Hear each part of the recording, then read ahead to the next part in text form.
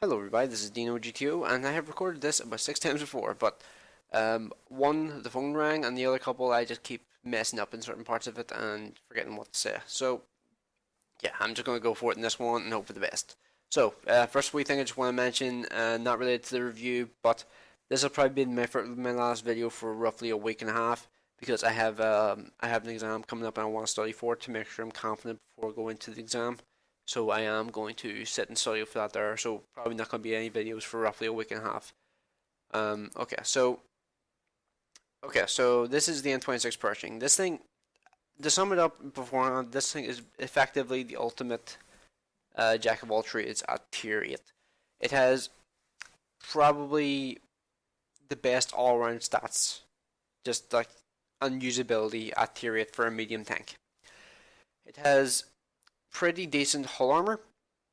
If I angle it roughly, get roughly 170 off the side armor, like about this kind of angle here, then the upper front plate is worth roughly 145 to 150, and the lower plate is worth from 150 to roughly 160, and depending on how you angle it and what kind of angle you're working with in terms of like ridge lines, or if you're coming around a corner, you can get more effective armor or less effective armor. So the hull's actually pretty good. And the reason why I point out the hull is because versus things like Cromwell's, Comets, T-43s, T-30-45s, basically most of the medium tanks at tier 6 and tier 7, this thing's armor is actually really effective versus most of them. The only real exceptions I can think of are the Chinese one, the Czechoslovakian one, and the Panther. Those are the only ones I can really think of that will consistently just go straight through this thing like butter. But all of the others will struggle. Well, it's basically a 50-50 shot for them to pen or not pen. So yeah, it can be kind of interesting sometimes whenever you're facing a tier 6 or tier 7 medium, and you can just basically keep your front pointed towards them, and they'll actually surprisingly often just keep bouncing off you. Like I've had a Cromwell rush me and try to basically just circle me to death. But I was able to just kind of keep my front pointed towards him, slightly angled, and he bounced like five out of like 7 shots. If I could find that replay, I will probably put it in the review, but I don't think I'll be able to find this. It's really annoying because I can't even remember what map it was on. But that situation did happen, and it can happen. And like I've showed you the armor effectiveness, so you can actually get this to happen relatively often. I mean, just because the armor isn't the thickest doesn't mean that the angling doesn't come into account. And the angling is actually pretty good on this thing. Like it's 100 millimeters of armor, but it's actually surprisingly it works surprisingly often to your favor. So just keep the armor in take the armor into account whenever you're playing this thing, because versus a lot of tanks you can't actually use it. Not versus tier 6 and 7 heavies for the most part, but yeah, for the most part versus like tier 6 and 7 mediums, you're pretty much immune to most of those shots. So now you may be wondering why I'm putting the turret to the side. Next thing I'm talking about is the turret. There are two tactics to using the turret on this thing. There's the basically poke a ridgeline where you drive up to the ridgeline, you fire a shot and you fall back down immediately, just trying to avoid the amount of shots that you take. Then there's also this tactic here where you basically point your hull sideways to the ridgeline, and you basically just use the W and S keys to just drive backwards and forwards, taking a shot every couple seconds, every time you reload even, and then just kind of just keep popping shots off and try and get as many shots out as possible and just hope for the best for the most part. And yeah, that's actually a surprisingly effective tactic in this thing here, because it's actually got some good mobility, unlike the Super Pershing. The Super Pershing has issues in terms of its mobility, so it can't actually use the turret armor that well, and people just shoot this area here on the Super Pershing. Nobody really aims for this area on the standard Pershing. People try to aim for this area here and this area here, but the mantlet covers up, I would say, about 75 to 80% of the front of the turret. So it's actually reasonably well armored for the most part versus most tanks that it'll come up against. So yeah, it's something to take into account. Now, T-44 overall has slightly stronger armor than the Pershing on the hull, but whenever this thing comes to HD, the turret will not be as strong as the Pershing. It will not be as strong as it is currently, but it'll definitely not be as strong as the Pershings. And I also have the Centurion Mark 1 here because this thing here just doesn't have anything near as close to the amount of armor as the Pershing, not even on the turret. Because watch this, watch how quickly this here area here goes from being a pretty much auto bounce. Hang on, where's the angle? Going from pretty much an auto bounce in this general area here to being pretty much guaranteed pin. That was maybe a 1 or 2 degree change in the angle, and it basically just opened up this giant area on the top of the turret you can shoot and just pin every single time. So I would say the gun mantlet for the most part probably covers up about maybe, if I had to guess, I would say about 45% of the front of the turret. I wouldn't count that as 50% considering the giant areas to the sides, the area below it, and the area above it, including the cupola. Even though the cupola, I've never seen somebody actually aim for the cupola. People just aim for the front of the turret and just pan every time. It's also got, and even the mantlet isn't even that great. I mean, there's some areas that are troll, but other areas are just worthless. So yeah, this thing's armor is pretty trash, and even though the armor on the upper front plate is pretty decently angled, it's just got so little armor to the side that you can't really angle it to make the most of it. Now the Pershing has 76mm of side armor, which means it can actually side scrape. And I think I went over the tactic for the WS key. I'll just do it quickly, just to make sure. Use W and S key, move backwards and forwards, put shots out when you can. That's basically what you do. Like your entire hull is covered up by the ridgeline. You only have this part of your turret to shoot at, so you just drive backwards and forward, keep putting shots in. Now, let's see. Here is reverse side scraping in the Pershing. If I have it roughly angled about there, I think that seems good to me there.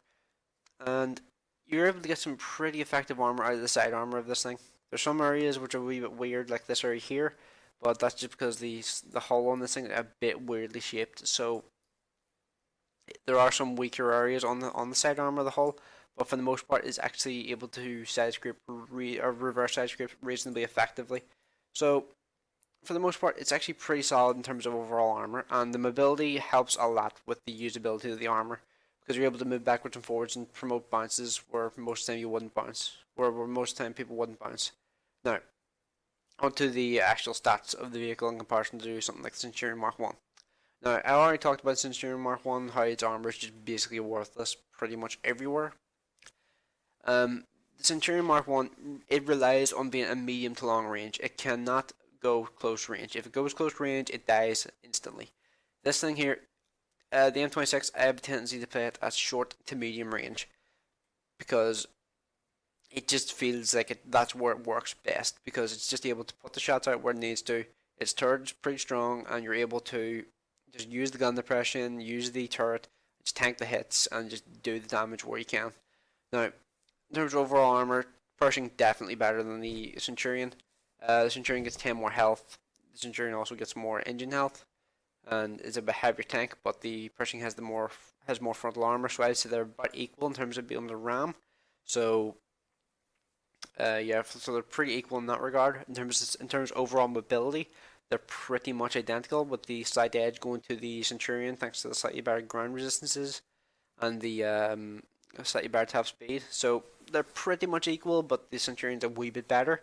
But then we come on to the guns. Now, it's deceptive at first, I would say, because the Centurion gets the better DPM, it gets the better pen, it gets the better reload, and because of the better reload, it gets the better rate of fire and better accuracy, and also slightly better shell velocity. But that's barely noticeable. That's such a small difference, you probably won't even notice it.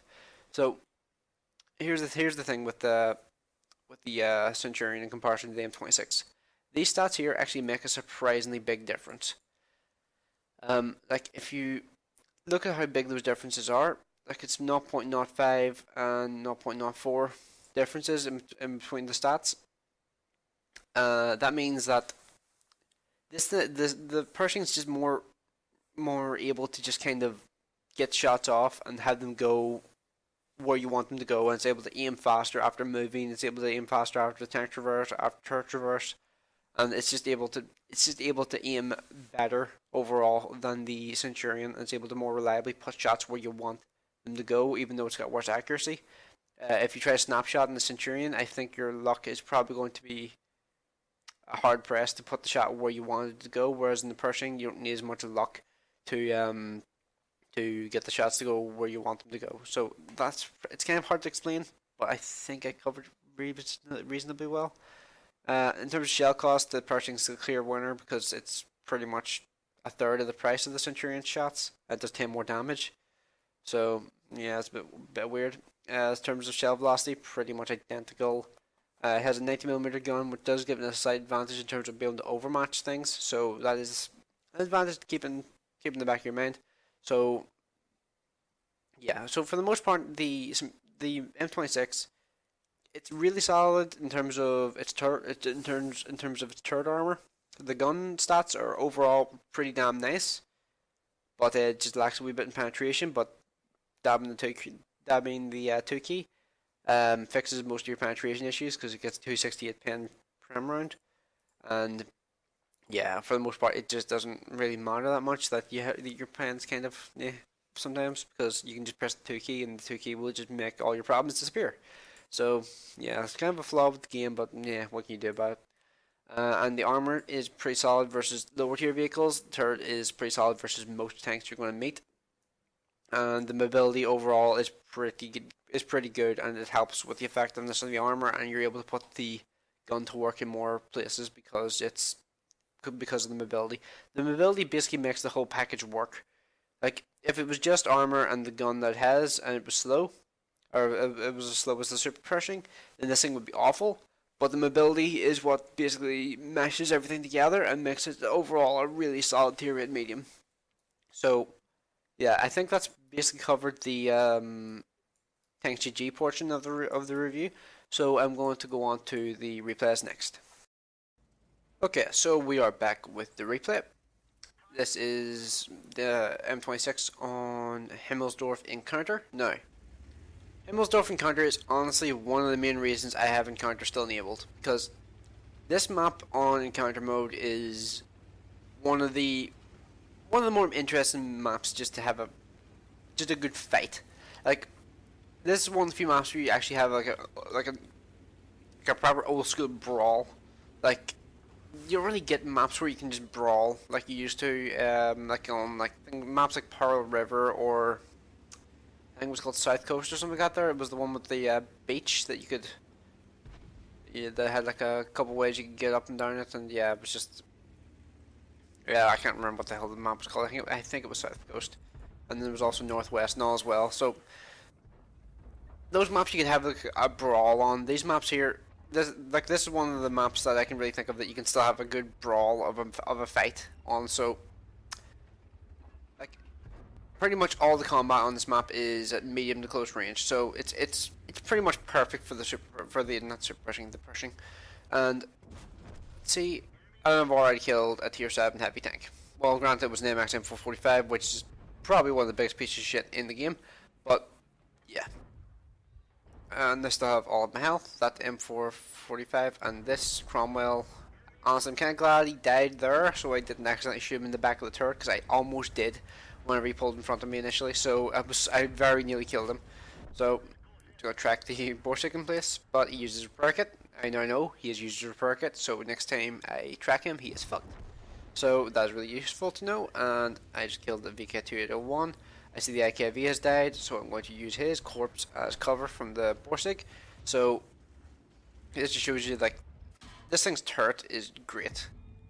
Because I could just shove the Borsig. I would not have done that in pretty much every other tier 8 medium. I could not have done that. And now I'm just going to kill steal, I think. No, damn it, I thought I kill steal. Kill steal denied. Okay, now E25 is firing from down there. I see where he's firing from using the direction indicator, so I'm going to just kind of go down here because I know I have a 445 meter view range on this thing. So if there's a tank that's going to go down and try and spot, like try and go down to like the lower area, try and spot something like an E25, it is the Pershing. I mean, I move like an inch and I'm able to spot him again. So it's really useful to have that 400 meter view range because it's kind of underrated these days because most tanks seem to have a 400-meter view range. So it's not really as important as it used to be, but the 400-meter view range on the Pershing is really, really, really solid and helps a lot more than people realize.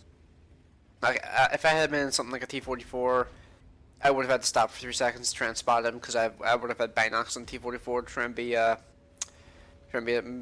like, I would kit the T-44 out in such a way that it would basically be a scout in tier 10 games, tier 9 and 10 games, but it would be a medium tank in games where it wasn't bottom tier, if that makes sense. But yeah. Moving down the hill, there's a dead Cromwell. I'm going to try and use him as cover. Now, this is going to require some APCR because it is I can't believe that one bounced. That one actually, I stopped and just like started screaming for a second whenever that happened because I was just like, seriously? And yeah, that's the area I now shoot on the S3. I don't shoot the beak at all. I just shoot that area there because that area seems to be the most reliable place, even though that one went low. That one was RNG, not where I was aiming. So, and yeah, the IS3. I said the turret's good, but I didn't say it was impervious.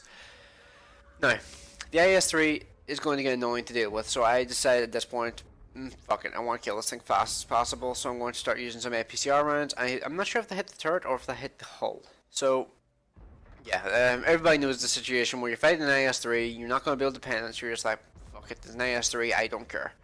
So, that was basically my thought process right there, because IS3s are already a pain in the hole to kill, so I decided, screw it, I'm just going to get rid of it.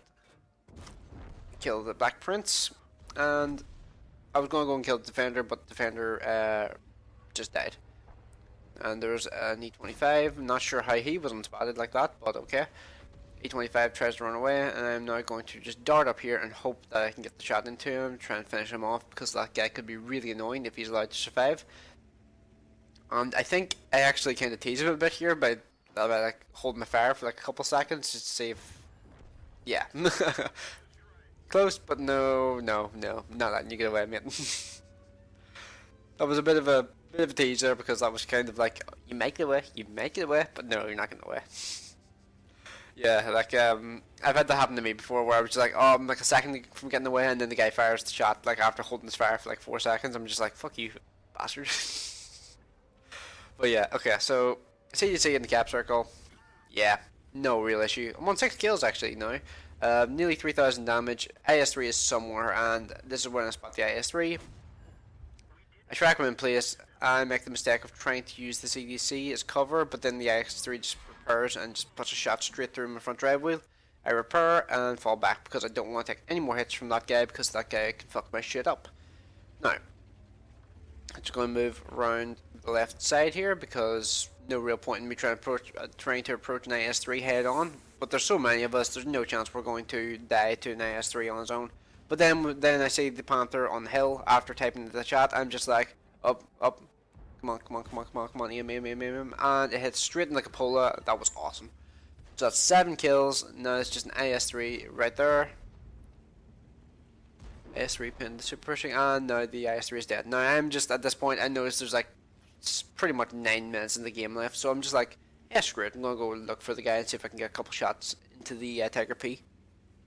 If he was on the hill, there's no way I was going to get him, because people are capping, and yeah, I even typed in the chat there, hunt, because, yeah, it's always fun to have like a wee hunt at the end of the game, because, well, there's only one guy left, he's never going to win versus all of us, and yeah, honestly, my nerves were going a wee bit at this point because this game had been great. I was really, really like excited about it. And then I see the Tiger P has been spotted, and I immediately handbrake and turn around and try and head towards him because I'm just like hungry for the eighth kill. And I almost throw it away at this point because I'm getting a bit too, yeah. I probably shouldn't have taken that shot. I probably should have just tried to side scrape and bait the shot. I drive into a wall there and I get really lucky to bounce the shot off the turret, and then I get unlucky with RNG, and now I'm going to try and use this as cover, and the guy misses and I finish him off. So that ending was a lot more tense than I would have liked, if I'm totally honest, because that was way closer than I would have liked. I honestly, thinking back on it, I probably should have just fired HE into his turret and I probably would have killed him, but yeah, my heart was racing at that point because I had a pretty damn good game there. I mean, like a 1500 damage blocked in a tier 8 medium in a tier 8 game, and I have 3200 damage done pretty much. So overall, that was a pretty damn solid game, and 800 assistance damage as well. Now that I look at it, so yeah, this kind of just shows this thing's ability to just kind of go into any situation and just come out of it and just do. It can basically just do anything you want it to do, pretty much. Like as long as you know what you're doing in this thing, you can do pretty much everything. So yeah, it's actually thinking about it, Jingle's review from about 2 years ago, maybe 3 or 4 years ago, actually, still really holds up. Actually thinking about it, he described it as basically just the jack of all trades of the game, and that's still true even now. Even though probably about 7 different tier 8 mediums have been added to the game, like standard tier 8 mediums, not even counting the premiums. So yeah, this thing still holds up really, really well, and it still performs really well. And actually, I mentioned that people very rarely shoot the cupola, and right there, somebody shot the cupola. Yeah, of course that happened. So yeah, I guess on to this post game stats. So here are the results. So I got an ace tanker, Radley Walters, top gun because well, if you get a Radley Walters, you're guaranteed a top gun. So yeah. Top of the team on XP, 3,157 damage done, 8 kills. And I actually lost money in that game because I fired a couple of prem rounds at the IS-3. I think I only fired 3, maybe 4. Yeah, that just shows you how quickly premium rounds can burn through your money on this tank. The standard rounds are really, really cheap, but the premium rounds, if you choose to fire them, are really, really, really expensive, and they can burn through your money so quickly. So yeah, for the most part, pretty solid game. Something I just noticed there is if I had taken one more shot in that game, like taken one more hit, I would have gotten the steel wall out of that game. So I would have been I was very close to actually getting a steel wall. So can't wish I had taken one more shot now, but whatever. Let's see. So overall, I think that was a pretty solid game. It just kind of shows that this thing's ability to just do well on whatever map you put it on. So. Yeah, I'm trying to think of anything else I really need to mention. Just overall, I just think this thing's a really solid tank, and I really do like the way it plays. So, it's part of the reason why I'm kind of happy I have basically the premium version of this thing, the M26 KR. Basically plays identically to this thing, but makes money. That's why I sold this thing pretty much immediately after I finished it, because I just like. It's kind of like the same situation between this and the F46 KR as the Tiger 2 and the Löwe. The buffed Löwe, in comparison to the Tiger 2, they're pretty much equal, whereas the buffed M46 KR and this are pretty much equal as well. So, what's the point in having the standard version if you can have the premium version that will make you money? If that makes sense. So, yeah. But that's just me. Not everybody has the M46KR. I think the M46KR is a really good tank to play. But not everybody has it. So yeah, not everybody has the tank. So honestly, if you were to pick this tank as a tank just to play for fun, I would totally understand, because this tank is a genuinely fun tank to play, and I actually liked it a lot more than I thought I would. And it's kind of funny because the main reason why I started grinding this game was because I was just kind of like, you know what, I really need to sell this thing. I'm not going to sell it when I'm halfway through the grind. So I was just like, screw it, I'm going to go through it. I'm going to go through it as quickly as possible. Then I played 4 or 5 games in, and I was just like, oh, I like this thing. Oh, whoops. Because I have this thing I do sometimes where sometimes I will grind a tank for a while and then stop it because I hate it. But I also have the same thing where I will grind a tank to a certain point, then stop it because I like it, because I want to go and just get through a crappy grind. I did that with the Tiger 2 at one point, where I got 100,000 XP in that thing, and just stopped playing it completely for like 6 months. Yeah, I got like 150,000 XP. I was so close to the 75, but then it stopped because I was just like, nah, not yet. Just so I could keep it in my garage. This was one of those situations, so yeah, it's always fun when you get a tank like that there that you just like, I don't want to finish the grind yet because I like it. Yeah, so let me know what you think of the Pershing. I keep wanting to call it the Super Pershing. I don't know why.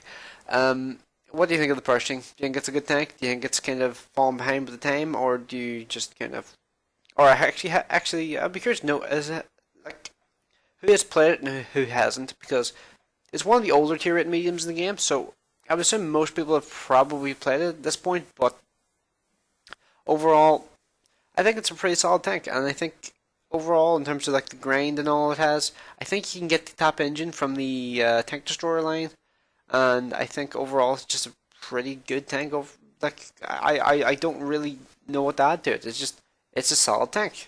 So yeah.